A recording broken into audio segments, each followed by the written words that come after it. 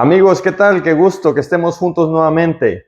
El video de hoy es un video muy especial. Se trata de Saúl y la bruja de Endor. ¿Por qué nosotros como cristianos no debemos visitar a los brujos? ¿Por qué nosotros no debemos solicitar información de este tipo de personas, ya sea brujos? En realidad todos están incluidos en la misma lista, pero no podemos solicitar ayuda de los psíquicos, de los brujos, todo lo que son las ciencias oscuras es algo que debemos evitar. Así que miren el video y para que encontremos las soluciones, las salidas, las respuestas a esta pregunta. Antes de empezar vamos a hacer una oración. Amado Padre, le doy gracias, Señor, por las bendiciones que nos regala, por su maravillosa misericordia. Amado Dios, permita que en este día, que en esta noche, nos podamos conectar hasta su trono, nos podamos conectar con cada uno de estos hermanos que verán este video. Por cada uno de ellos le ruego que usted les bendiga, que bendiga a sus familias, que los guíe, que les ayude a ser mejores personas cada día y sobre todo, haga acrecentar su fe. Ellos puedan tener confianza en usted, confianza en que usted tiene la respuesta para cada uno de nuestros males y la respuesta no está en el hombre. Así que, amado Dios, pongo en sus manos todo esto, que usted sea el que dirija este tema, que usted sea el que hable a sus hijos, ya que yo no tengo nada que decir por mi cuenta. Así que, amado Padre, me pongo en sus manos y lo hago en el nombre de Jesús, en el nombre del Espíritu Santo y en su nombre. Es por eso que lo rogamos en Jesús. Amén. Así que vamos a leer. Primeramente leeremos un poco el contexto. Antes debemos entender quién era Saúl.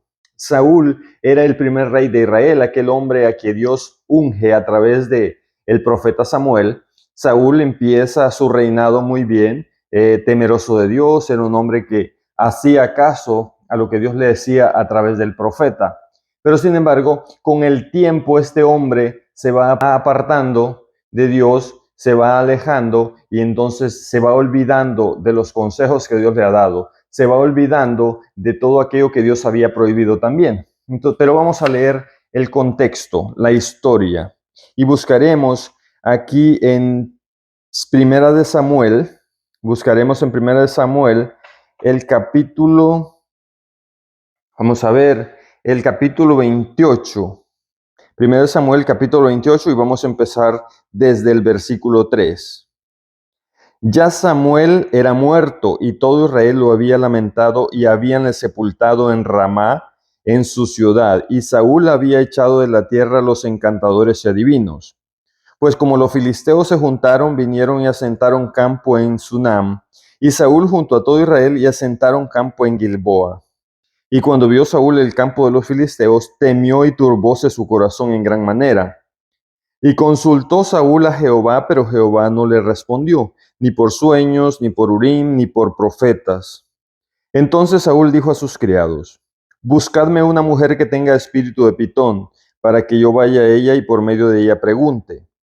Y sus criados le respondieron, he aquí hay una mujer en Endor que tiene espíritu de Pitón. Y disfrazóse Saúl y se puso otros vestidos, y fue con 2 hombres, y vinieron a aquella mujer de noche. Y él le dijo, yo te ruego que me adivines por el espíritu de Pitón, y me hagas subir a quien yo te dijere. Y la mujer le dijo, he aquí tú sabes lo que Saúl ha hecho, cómo ha separado de la tierra a los pitones y los adivinos. ¿Por qué pues pones tropiezo a mi vida para hacerme matar? Entonces Saúl le juró por Jehová, diciendo, vive Jehová que ningún mal te vendrá por esto. La mujer entonces dijo, ¿a quién te haré venir? Y él respondió, hazme venir a Samuel. Y viniendo la mujer, y viendo la mujer a Samuel, clamó en alta voz y habló aquella mujer a Saúl diciendo, ¿por qué me has engañado? ¿Qué tú eres, Saúl? Y el rey le dijo, no temas, ¿qué has visto? He visto dioses que suben de la tierra. Y él le dijo, ¿cuál es su forma? Y ella respondió, un hombre anciano viene cubierto de un manto. Saúl entonces entendió que era Samuel. Y humillando el rostro a tierra hizo gran reverencia. Y Samuel dijo a Saúl, ¿por qué me has inquietado haciéndome venir? Y Saúl respondió, Estoy muy congojado, pues los filisteos pelean contra mí, y Dios se ha apartado de mí y no me responde más ni por mano de profetas ni por sueños. Por eso te he llamado para que me declares qué tengo que hacer. Entonces Samuel dijo, ¿y para qué me preguntas a mí y habiéndose apartado de ti Jehová, él es tu enemigo? Jehová pues ha hecho como habló por medio de mí, pues ha cortado Jehová el reino de tu mano y lo ha dado a tu compañero David.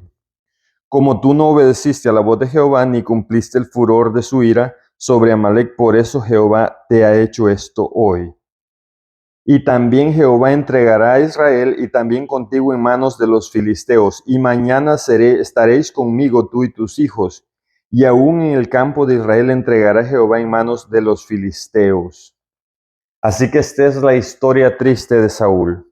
Como dije, un rey que gobernaba, un rey que era el primer rey de Israel, aquel hombre que Dios había elegido para ser rey, pero sin embargo el hombre se fue escapando, se fue alejando de los estatutos de Dios, poco a poco se fue apartando de Dios, y es por eso que el hombre cae. Podemos encontrar algunas cosas interesantes, pero el punto en el que me quiero enfocar es encontrar la llave, el por qué por qué Dios nos prohíbe visitar a este tipo de personas. Conocí una historia cuando yo llego a los Estados Unidos. A este hombre de nuestra historia le llamaban el alacrán. Era un hombre de mirar sombrío. Cuando usted lo miraba a los ojos daba un cierto escalofrío, daba miedo. El hombre este era un hombre alto, fornido, con la espalda jorobada, pero producía miedo. Cuando yo vengo como ilegal a los Estados Unidos y llego a un pueblo que se llama Westlaco en el sur de Texas, y me encuentro con un buen hombre que me da trabajo, me dice, ¿sabes qué? Yo tengo un car wash, un lavadero de carros donde puedes trabajar si gustas. Incluso te puedo dar donde duermas ahí en una pequeña bodega que tengo allí. Y llego al dicho lugar, trabajo el primer día, luego llega la noche, tengo que dormir, el cuarto no tiene puerta, la puerta es la cama. Ahí habían 2 bloques, 4 bloques y ahí estaba sentada la puerta, esa era la cama. El asunto es de que cuando esa primera noche me doy cuenta de que el señor, nunca supe su nombre, le llamaban el alacrán, este hombre tiene su cuarto oscuro, lleno de imágenes, y lleno de velas, imágenes de la muerte, está tatuado con imágenes de la muerte y me empieza a dar miedo. Cuando al paso de los días voy descubriendo que el hombre es un brujo. El hombre hace ritos a la muerte, se levanta a medianoche, prende las velas, hace sus rezos, sus ritos, y entonces me va dando más miedo. Esa primera impresión que me causó al verlo, al verle aquellos ojos con una mirada profunda, oscura, eso me dio más miedo y ahora no podía dormir. No podía dormir porque aquel hombre se levantaba a hacer ritos, a hacer cosas y me causaba mucho miedo. Decía, no tengo puerta, a cualquier hora de pronto se le ocurre y quiere hacer un rito conmigo o qué sé yo. Entonces aquel miedo no me dejaba dormir. El asunto es de que ya después me libré porque mi patrón me recomendó con una hermana de él que tenía un restaurante y entonces me fui del lugar. Así que me libré. Pasó el tiempo, pasaron 2 años, luego después yo me vine más para el norte, ya nunca supe más. Allá con el tiempo hablé con mi patrón y me dijo, ¿sabes qué? ¿Te acuerdas del alacrán? Y le dije, sí. Me dijo, anda loco. Él dice que un demonio se le sube en la espalda, que no puede estar tranquilo, anda loco para ir para acá, queriéndoselo quitar de encima. El punto aquí es de que cuando nosotros nos involucramos con el enemigo, cuando nos involucramos con Satanás, cuando nos metemos en el territorio del enemigo, hay un momento donde ya no podemos salir. Nos hemos ido tan lejos de Dios, nos hemos apartado de Dios que se llega ese momento donde ya no podemos salir de ese mundo. Y ese fue el problema. aquí hay una lección también. El asunto es de que entre más nosotros nos involucramos con alguien, si nos involucramos con Dios, nos vamos a parecer más a Dios, nos pareceremos a Jesús. Pero si nos involucramos con el enemigo de Dios, nos vamos a parecer al enemigo de Dios. Ya no pareceremos un humano normal, daremos un aire de espíritus malignos. Y es lo que pasaba con este señor y es lo que pasa con cada brujo. Desgraciadamente hemos llegado a una situación, hemos llegado a unas alturas de la historia donde ya los brujos o las brujas ya no son feos, ya no son feas, ahora son mujeres que salen por la televisión, ahora no se llaman brujas, se llaman psíquicas y le leen las cartas, le dicen su futuro, también le leen su horóscopo, siempre le dicen que le van a ocurrir cosas maravillosas, siempre le profetizan cosas buenas y por eso mucha gente lo sigue porque les dicen lo que ellos quieren oír, pero sin embargo Dios lo prohíbe en su palabra. Veremos lo que Dios dice, por qué Dios lo prohíbe.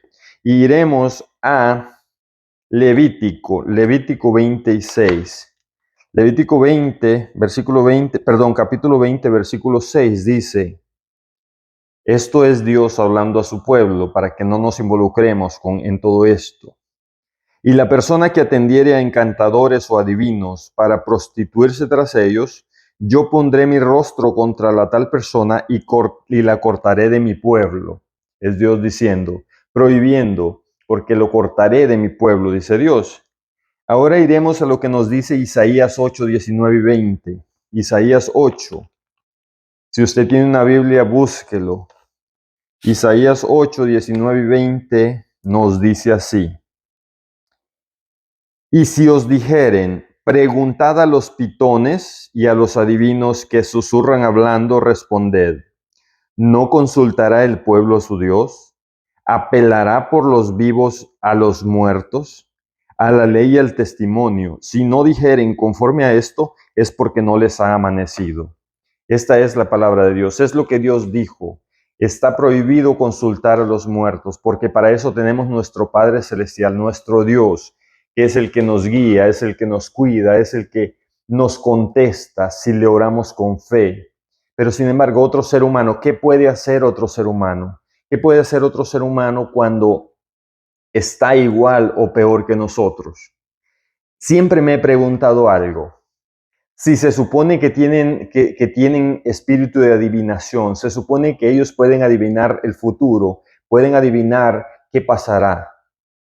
Entonces, ¿por qué estos brujos o estos psíquicos, estas personas, no adivinan, por ejemplo, qué número va a jugar en la lotería?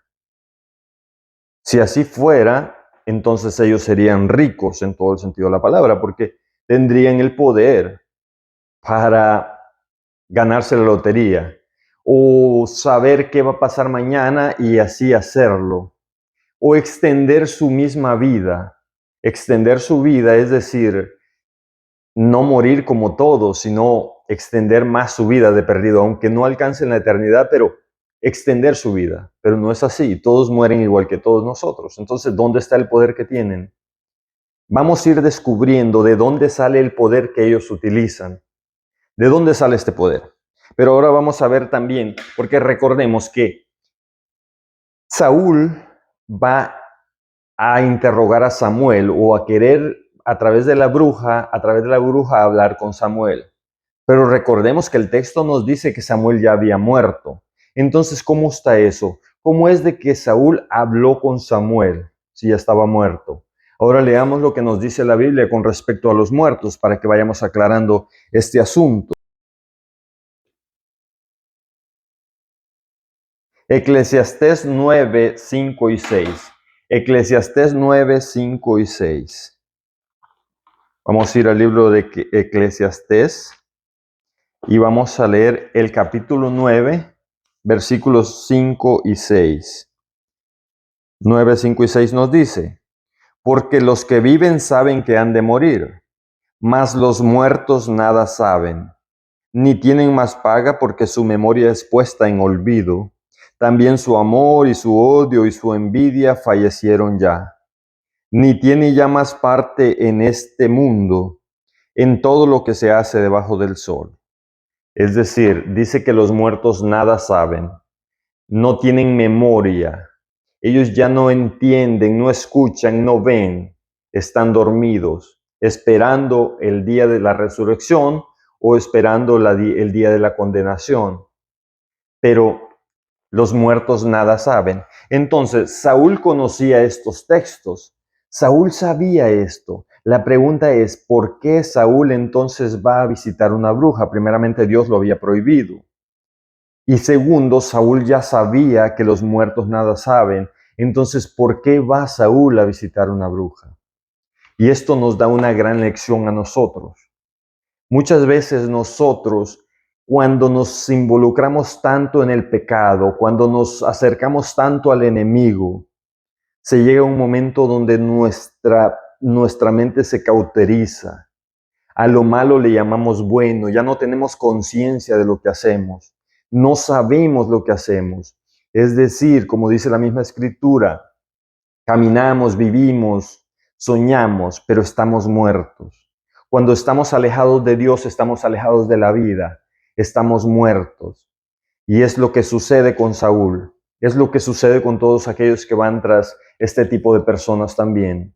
Aparentemente viven, aparentemente, y tienen ese deseo siempre de encontrar soluciones, de buscar la respuesta a sus problemas, la respuesta a sus deseos más íntimos, a sus deseos más soñados. Pero sin embargo, esas personas nomás los engañan, nomás les sacan su dinero. Y es algo triste porque según ellos están siguiendo la verdad. Así que encontramos de que los muertos nada saben. Aquí hay algo interesante en la lectura que leímos al principio, y es el hecho de que Saúl va de noche, se disfraza, va de noche. Es lo que sucede con nosotros como cristianos muchas veces. Nos disfrazamos, no damos la cara, siempre tratamos de hacer las cosas negativas, esas cosas malas que hacemos, pero nos escondemos atrás incluso de la misma religión, nos escondemos atrás de la honradez, de la honestidad, una hipocresía que encerramos muchas veces. Mas, sin embargo, Dios quiere que seamos transparentes. A medida que nos acercamos a Jesús, a medida que nos acercamos a Dios, somos más transparentes, personas más dulces, personas más amables, ciudadanos decentes que pueden acercarse a otros y los otros estarán encantados de compartir con nosotros porque no les haremos daño. Así que Saúl va de noche. Encuentro un paralelo aquí. El paralelo es entre Saúl y Nicodemo. Ustedes saben la historia de Nicodemo. Nicodemo era un hombre muy culto, un hombre que sabía mucho, pero que no estaba claro.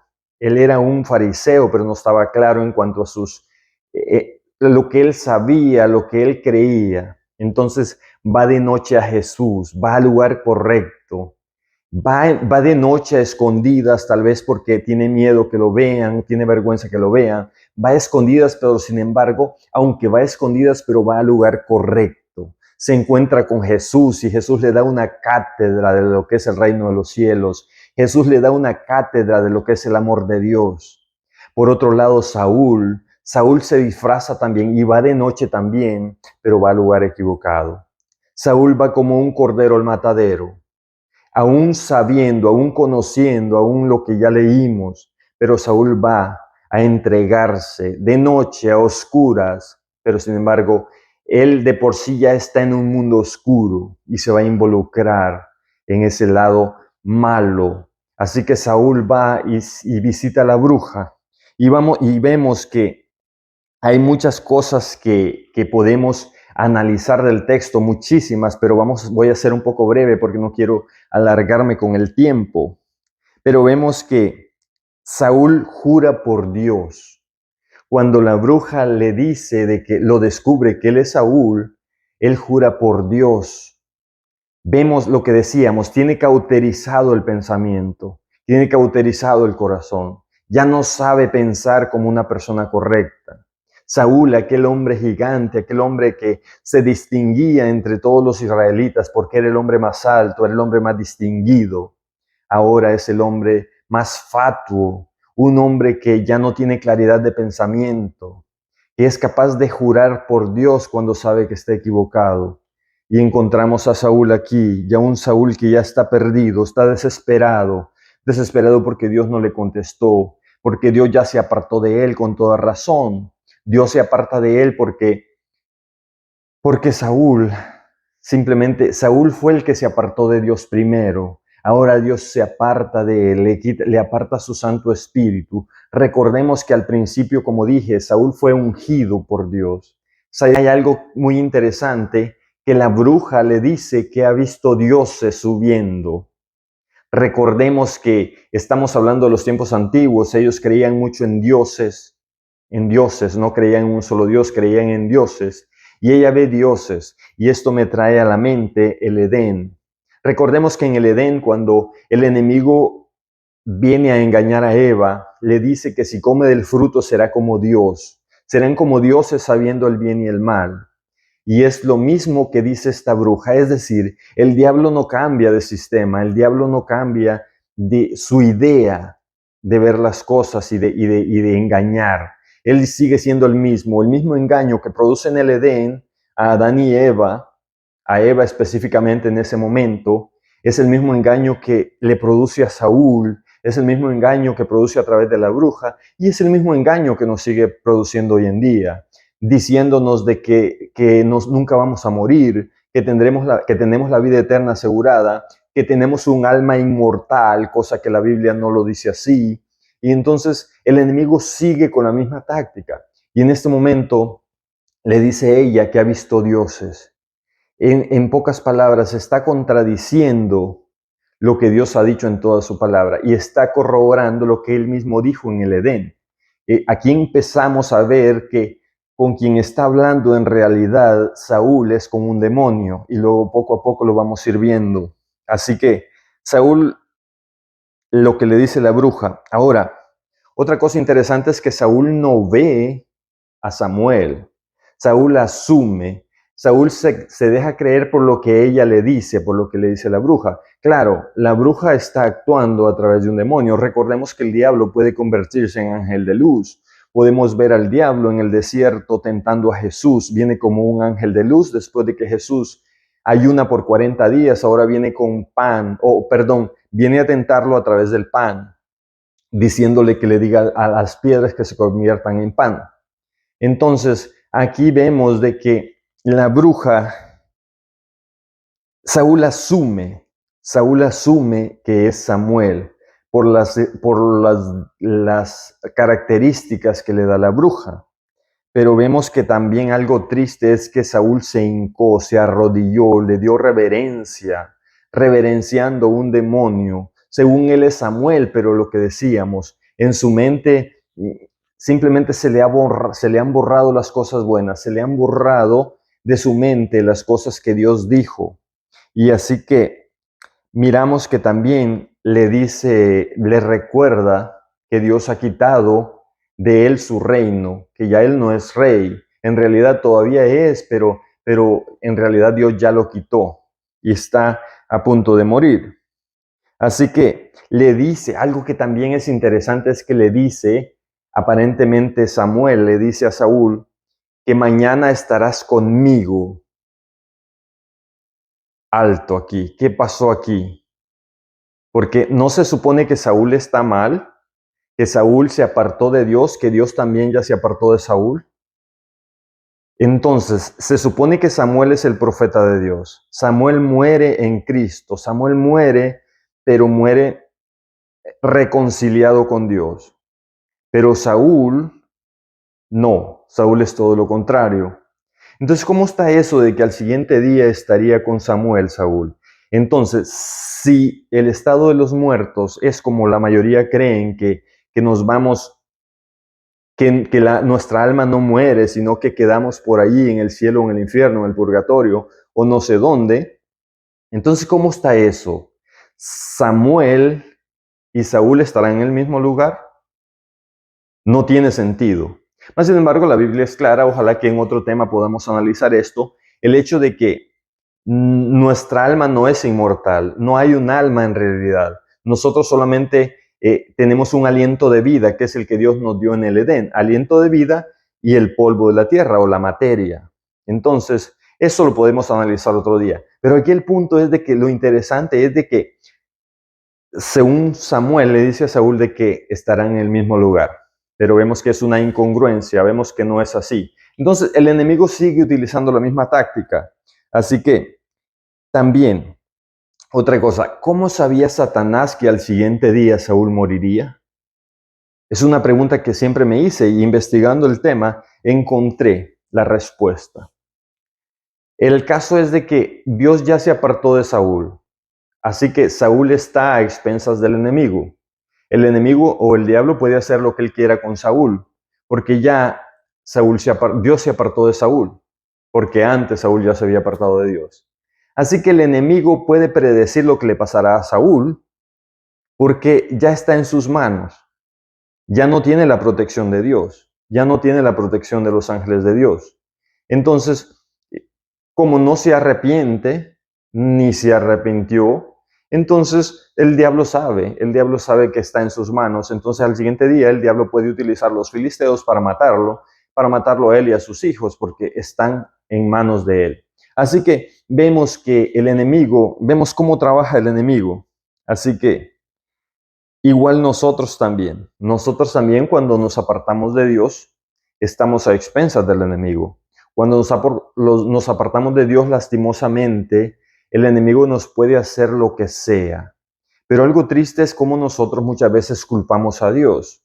Culpamos a Dios por lo que nos sucede, porque muchas veces decimos que Dios nos castiga cuando en realidad nosotros nos hemos apartado de Dios, cuando en realidad nosotros le hemos abierto las puertas al enemigo. No solamente le abrimos las puertas de nuestras iglesias, no solamente les abrimos las puertas de nuestros hogares, le abrimos las puertas de nuestro corazón, le abrimos las puertas al diablo del templo que le pertenece al Espíritu Santo, que es nuestro cuerpo.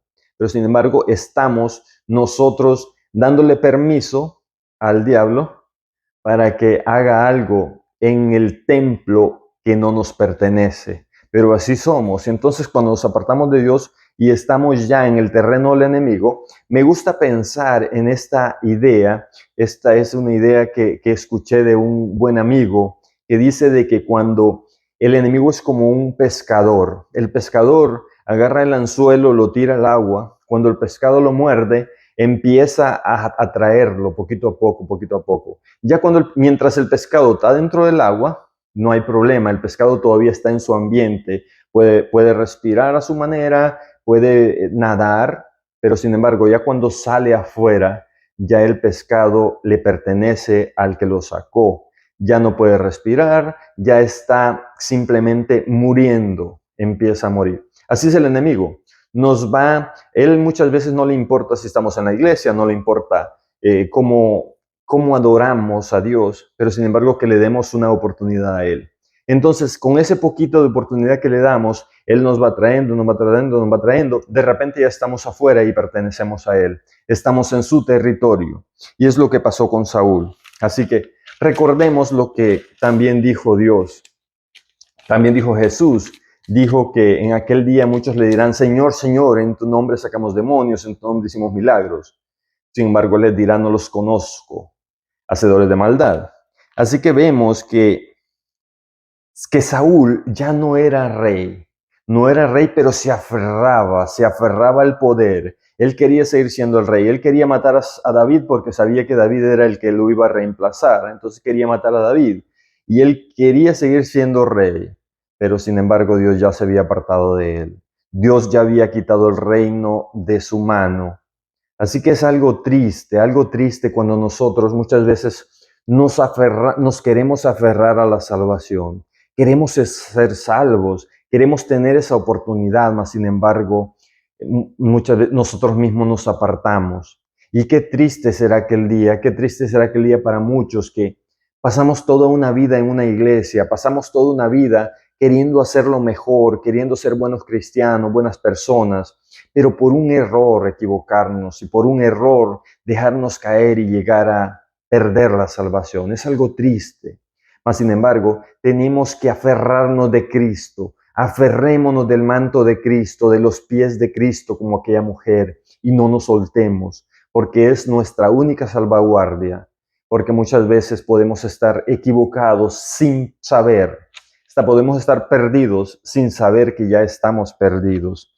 Así que vemos que Saúl había perdido el reino terrenal. Ahora quiero hacer un paralelo para ir terminando. Este paralelo es entre David y Saúl.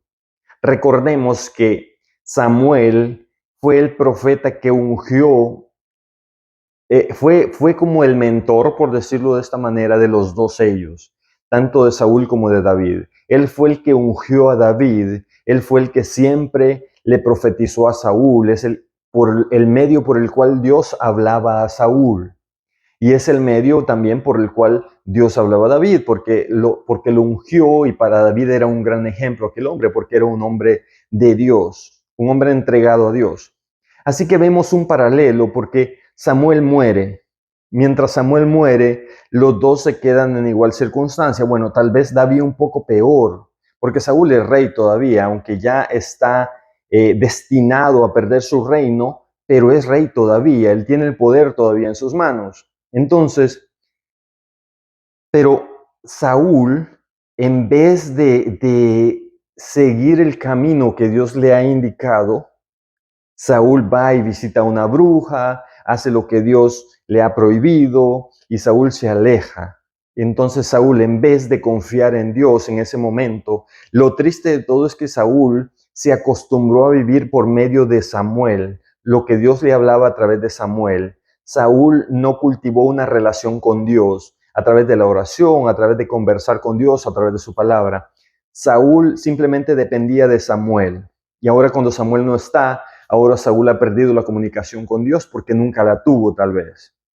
Pero en otro lado David queda en iguales circunstancias o peores circunstancias, porque entonces David ahora está en el desierto de Parán, solo, se da cuenta que Samuel murió y ahora no tiene una opción para hablar con Dios en ese sentido, no tiene un profeta, él está apartado, anda huyendo porque Saúl lo quiere matar. Entonces, pero en cambio, mientras Saúl va a visitar una bruja, David escribe un salmo maravilloso, que vamos a leer. Vamos a leer el Salmo 121. Salmo 121 me encanta porque este es un hombre desesperado, un hombre que está sufriendo. Leámoslo pensando y entendiendo que es un David que está huyendo, un David que se le ha muerto su mejor amigo, su mentor, por decirlo así, y está solo en el desierto. Mas, sin embargo, David está solo en el desierto, pero puede decir estas palabras maravillosas y dice así: alzaré mis ojos a los montes, ¿de dónde vendrá mi socorro? Mi socorro viene de Jehová, que hizo los cielos y la tierra. No dará tu pie al resbaladero, ni se dormirá el que te guarda. He aquí no se adormecerá ni dormirá el que te guarda, Israel. Jehová es tu guardador, Jehová es tu sombra a tu mano derecha. El sol no te fatigará de día ni la luna de noche. Jehová te guardará de todo mal. Él guardará tu alma. Jehová guardará tu salida y tu entrada desde ahora y para siempre. Esto es maravilloso. Son las palabras que salen del corazón de un hombre desesperado. Un hombre que está desesperado. Él está en el desierto, mira las montañas. Y tal vez aquellas montañas del desierto peladas, donde no hay ni árboles. Mas, sin embargo, David se inspira y dice: ¿de dónde vendrá mi socorro? Porque acuérdense que en esas montañas era donde aquellos hombres malos, los brujos, los paganos, adoraban a sus dioses, hacían sacrificios en las montañas altas a sus dioses, hacían sacrificios humanos incluso. Pero mientras aquellos hombres iban a las montañas, adoraban a las montañas o creían que entre más alta era la montaña, más los iba a escuchar su Dios, porque eran dioses falsos. Pero David, al contrario, mira las montañas, pero él dice: mi socorro viene de Jehová. el que hizo los cielos y la tierra. Ese es el Dios maravilloso, ese es el Dios de amor, el Dios que le ama a usted, el Dios que lo creó a usted con un propósito, ese Dios que nos trajo a este mundo no nomás a navegar, a pasear por las calles de este mundo, nos trajo para vivir una vida exuberante, una vida feliz. Así que mi invitación es para que usted no sea como Saúl, no visite los brujos, no siga a esas personas que le van a leer las manos, que van a decirle el horóscopo, que van a decirle mentiras a través de los demonios. No, usted sea como David que sueña con ver a Dios venir, a Jesús venir entre las nubes de los cielos. Cuando usted alza los ojos a las montañas, usted verá a Jesús venir en las nubes de los cielos. Y si por alguna razón morimos antes, pero que al momento de cerrar los ojos haya una sonrisa en nuestra cara, porque veremos a Jesús, porque viviremos por la eternidad. Ese es el verdadero sentido de la vida. Todo lo que alcancemos en este mundo, cosas buenas, cosas malas otras veces, momentos tristes, pero momentos felices, tal vez algunas veces lágrimas, otras veces sonrisas, mas sin embargo, todo esto solamente tendrá sentido a la luz de la eternidad. El verdadero sentido de toda esta vida es eso, es un paso hacia la eternidad. No pierda esa eternidad maravillosa que Dios le ofrece. Dios hoy le invita a entregarse a Él, porque le ama, porque Él quiere estar con usted en el reino de los cielos. Dios quiere vivir por la eternidad a su lado, y es por eso que hoy le invito a entregarse a Cristo. Habrán más videos, estaré subiendo videos cada sábado a este canal. Le recomiendo que se suscriba para que no se pierda los próximos videos. Estaremos hablando de diferentes temas. La Biblia es tan amplia, tan inmensa, que podemos hablar de muchos aspectos de la vida. Ese es el manual que Dios dejó para nosotros. Así que siga viendo videos. Aquí hay otras recomendaciones, así que siga viendo los videos. Que Dios le bendiga. Es un gusto hablar para usted.